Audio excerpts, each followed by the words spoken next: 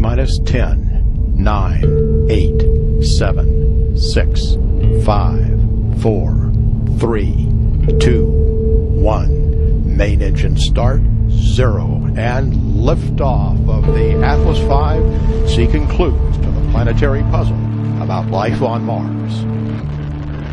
Some scientists say it's inevitable that at some point in the future humans may have to leave Earth to ensure the survival of the species. It's one small step for man, one giant leap for mankind. And while we've made it to the moon, that's only a short hop away compared to the vast distances between us and the nearest solar system. So, getting to Mars, the planet most similar to Earth, is a crucial step towards the next giant leap. Mars adalah planet terdekat keempat dari Matahari. Namanya diambil dari dewa perang Romawi Mars. Planet ini sering dijuluki sebagai planet merah karena tampak dari jauh berwarna kemerah-merahan. Ini disebabkan karena keberadaan besi oksida di permukaan planet Mars. Mars adalah planet bebatuan dengan atmosfer yang tipis. Di permukaan Mars terdapat kawah, gunung berapi, lembah, gurun, dan tudung es. Periode rotasi dan siklus musim Mars mirip dengan Bumi.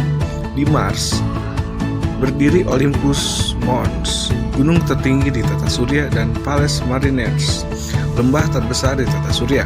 Selain itu, di belahan utara terdapat cekungan Borealis yang meliputi 40% permukaan Mars.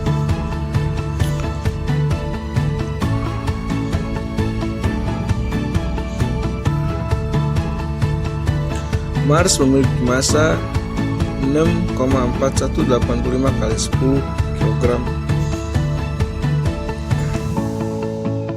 Suhu permukaan minimal rata-rata di Mars yaitu 186 derajat Kelvin atau minus 87 derajat Celcius. Lingkungan Mars lebih bersahabat bagi kehidupan dibandingkan keadaan planet Venus. Namun pada saat ini, para ilmuwan dunia sedang berlomba-lomba untuk meneliti planet merah ini. Terbukti pada keberhasilan di tahun 2004, dua wahana penjelajah NASA yaitu Spirit and Opportunity mendarat di permukaan Mars. Keduanya telah mencapai atau melebihi tujuan dari misi mereka.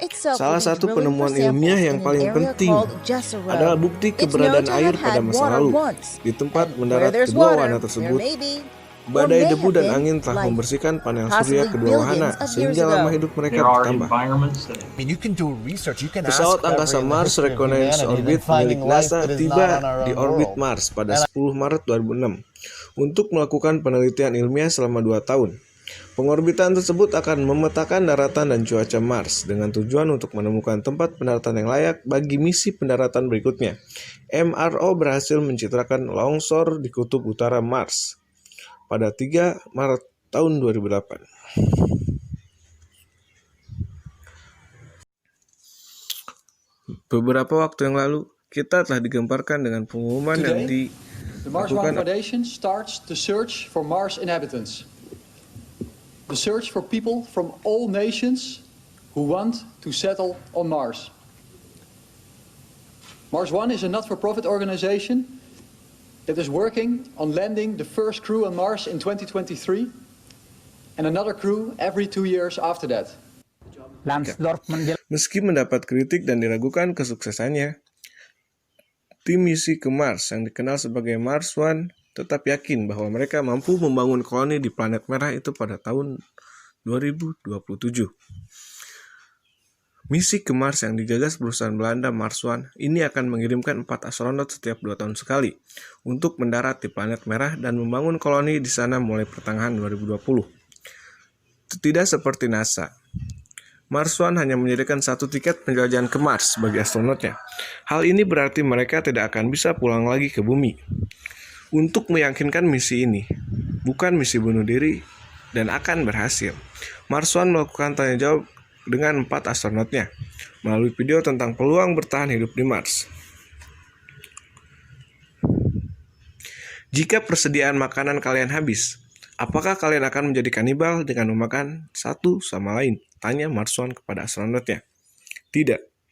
Itu seperti Anda menanyakan apakah akan memakan ibu atau ayah jika berada wilayah yang dilanda kelaparan. Tidak. Kita harus bekerja untuk mencari tahu. Kecuali orang tersebut meninggal secara alamiah, saya tidak tahu, itu mungkin akan menjadi aneh. Proyek Mars One berencana untuk meluncurkan misi pasokan ke Mars, paling cepat pada Oktober 2016. Setelah itu, sebuah kendaraan pemukiman luar angkasa akan didaratkan di Mars pada 2020. Sistem pendaratan akan diuji 8 kali sebelum mereka digunakan untuk mengangkut manusia. Sebuah langkah yang disebut Mars One akan membuat perjalanan jauh lebih aman daripada misi ke bulan. Mars One mengatakan bertujuan untuk membangun koloni manusia pertama di Mars pada tahun 2027, waktu perjalanan ke Mars yang sekitar 40 juta mil jauhnya, tergantung posisi di orbit, akan memerlukan waktu sekitar 200 hari.